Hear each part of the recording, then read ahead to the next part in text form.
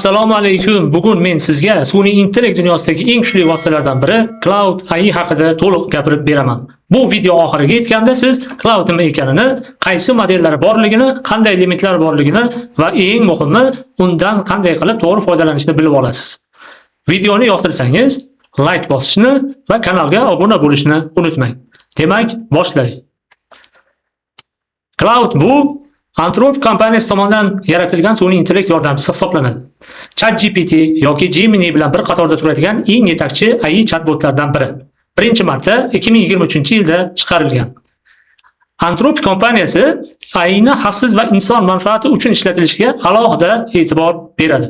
Bu ularning asosiy falsafasi hisoblanadi. Cloud nimalarga ishlatiladi? Matn yozish uchun, maqolalar, ssenariylar, xatlar, postlar, dasturlash uchun, kod yozish, xato topish, tushuntirish, shunga o'xshagan vaziyatlar, hujjatlarni tahlil qilish uchun uzun fayllarni o'qiydi, xulosa chiqaradi. Tadqiqot va o'rganish uchun, murakkab mavzularni soddalashtirish uchun, tarjima va til, g'oyalar va hokazo shunga o'xshagan narsalarda Cloud juda ham bizga kerakli sun'iy intellekt hisoblanadi. Ana endi do'stlar, eng qiziq qismiga o'tamiz. Cloudni modellari haqida gaplashamiz. Cloudning modellari, Cloudda 3 ta asosiy oila bor. Bu ularning nomlari she'riy janrlardan olingan: Haiku, Sonnet va Opus. Bu shunday tasavvur qiling. Bir mashina kompaniyasida iqtisodli, o'rta va premium modellar bo'lgani kabi, Cloud Haiku eng tezkor va eng arzoni hisoblanadi. Bu yengil model. Tezligi soniyasiga deyarli 100 ta token. U oddiy kod takrorlanadigan vazifalar uchun ideal. Tez javoblar, ma'lumot ajratish, tasniflash, lekin murakkab mantiqiy masalalarda u qiynaladi. Ikkinchisi Cloud Sonnet. Oltin o'rtalik. Bu ishchi ot deb ataladi. Tezlik, aql muvozanati eng yaxshisi hisoblanadi. Ko'pchilik kundalik vazifalar uchun aynan shuni ishlatadi. Masalan, yozishda, kodlashda, tahlillashda, narx-sifat jihatdan eng maqbul tanlov hisoblanadi. Va uchinchisi do'stlar Cloud Opus.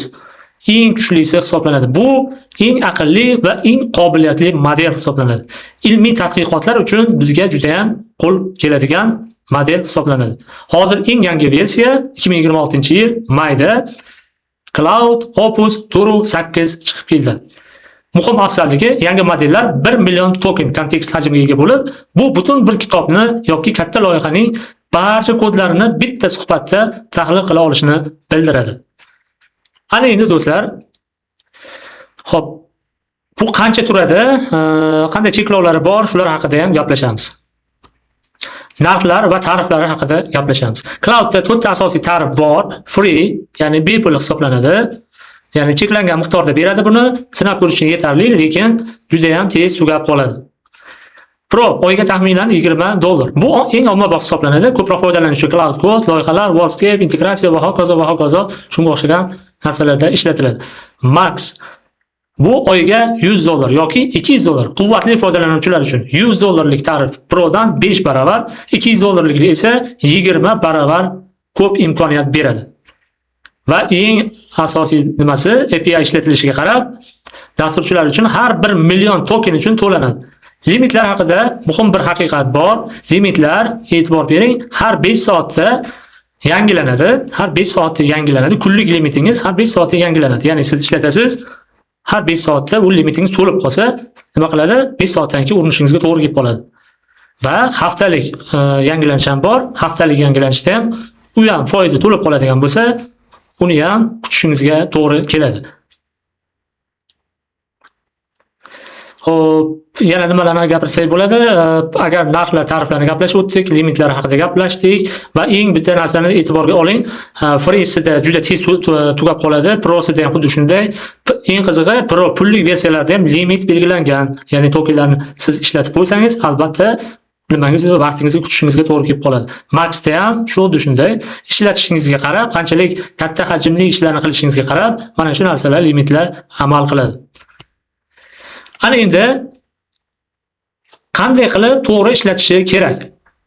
Har bir chatbotda, Gemini bo'ladimi, Gemini yoki ChatGPT bo'ladimi, barchasida siz buyruqlarni, ya'ni promptlarni to'g'ri berishingiz kerak bo'ladi. Birinchi navbatda aniq va batafsil so'rang.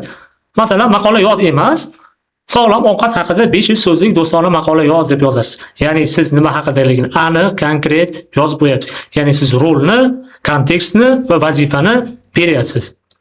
Ya'ni unga tushunarli qilib beryapsiz, bittada tushunyapti-da, shuni yozib ketyapti. Siz hozir maqola yoz desangiz, u ozgina yozadi, siz kutgan narsani bermaydi. U limit ishlatyapti. Yana yozasiz pastidan, to tushuntirguningizgacha clouddagi limitingiz tugab qoladi. Shuning uchun bittada to'g'ri va aniq tushunarli qilib yozishingizga to'g'ri keladi. Ikkinchisi, kontekst berasiz, kim ekanligingiz va maqsadingizni aytasiz. Men o'qituvchiman masalan. Misollar keltirasiz, qanday natija xohlashingizni namuna bilan ko'rsatasiz. Bosqichma-bosqich so'raysiz.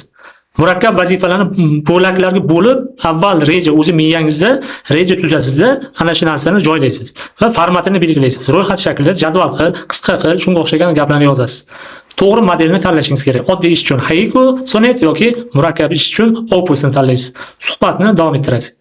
Do'stlar, qarang, xuddi mana shu narsalarni bitta qilib yozasizda, bittada berasiz. Ya'ni siz nima xohlaysiz? Masalan, taqdimot qilmoqchi bo'lsangiz, taqdimotingiz nima haqidaligini siz batafsil uni rejasini tuzib olishingiz kerak va o'sha rejani tashlasangiz, siz o'sha reja bo'yicha aniq ma'lumot, lo'nda siz kutgan ma'lumotni, siz kutgan natijani beradi. Siz menga taqdimot qilib ber desangiz, matematikadan taqdimot qilib ber desangiz, matematikada ham sohalari juda ham ko'p, nimalari juda ham ko'p. Uni o'ylaydi, limiti ketib qoladi. Juda ham ko'p vaqtini olib qo'ygan bo'lasiz. Ya'ni limitingizni, pulingizni, vaqtingizni olib qo'ygan bo'lasiz. Xo'p, mana yomon so'rov, yaxshi so'rov bu yerda namuna qilib ko'rsatib o'tib ketganman. Endi qo'shimcha imkoniyatlari ham bor. Qo'shimcha imkoniyatlardan biri bu fayl yuklashingiz mumkin. Keyin Aircraft kod yoki hujjatni alohida oynada yaratishingiz mumkin va Cloud Code do'stlar, eng kerakli dasturchilar uchun Cloud Code bu terminal yordamchi hisoblanadi. Konnektorlar, Gmail ulasangiz bo'ladi, Slack, Drive va hokazo 6000 dan oshiq ilovaga ulanishga ruxsat bor ekan. Web qidiruv eng yangi ma'lumotlarni internetdan qidirib topib beradi. Loyihalar haqida ham tuzish mumkin. Bilimlar bazasi va uzoq muddatli ishlash rejalashtirishingiz ham mumkin do'stlar. Xo'p, qisqa qilib xulosa qiladigan bo'lsak, Cloud AI bu yozishdan tortib dasturlashgacha, o'qishdan tortib ishgacha har bir sohada yordam beradigan kuchli vosita hisoblanadi. Eng muhimi, uni to'g'ri so'rovlar bilan ishlatishni o'rgatish kerak. Boshlash uchun bepul versiyadan foydalanib ko'ring, albatta. Keyin ehtiyojingizga qarab ta'rifni o'zgartiring. Agar hozir men sizlarga shu narsani mana do'stlar, mana bu hozir Pro tarifida shu $20 tarifida turibdi, lekin e'tibor bering, mana bu yerda current session degan narsa bor. Mana shu narsa, ya'ni soatiga har 5 soatda yangilanadigan narsa. Mana shu 1 soat 46 minutdan keyin bu yangilanar ekan. Mana bu narsa bizga do'stlar, mana shu narsa har haftada bir marta yangilanadi. Ya'ni biz 39% rejani bajarib qo'yibmiz. Meni tarifimda, meni kompyuterimda har dushanba soat 1 da yangilanar ekan. Buni cloudingizda settings bo'limiga kirasizda usage dan bilib olasiz. Usage, mana shu yerda usage o'zida bilib olasiz. Xo'p. Yana nimalarni aytsak bo'ladi? Do'stlar, bu yerda cloud juda ham foydali va keyingi darsda do'stlar cloudda yanada boshqa imkoniyatlari haqida gaplashamiz. Ya'ni cloudda haqiqatan ham kod yozishlarini, cloudda promptlarni yozishlarini, qanday qilib maqsadlardan foydalanishlarini inshaalloh Xudo xolisa birgalikda ko'rsatib beraman. Xullas, bu yozishdan tortib dasturlashgacha, o'qishdan tortib ishlashgacha har bir sohada yordamchi hisoblanadi. Savollaringiz bo'lsa, kommentariyada yozing. Agar video foydali bo'lgan bo'lsa, like, obuna va do'stlaringizga albatta ulashishni unutmang do'stlar. Ko'rishguncha xayr, sog' va salomat bo'ling.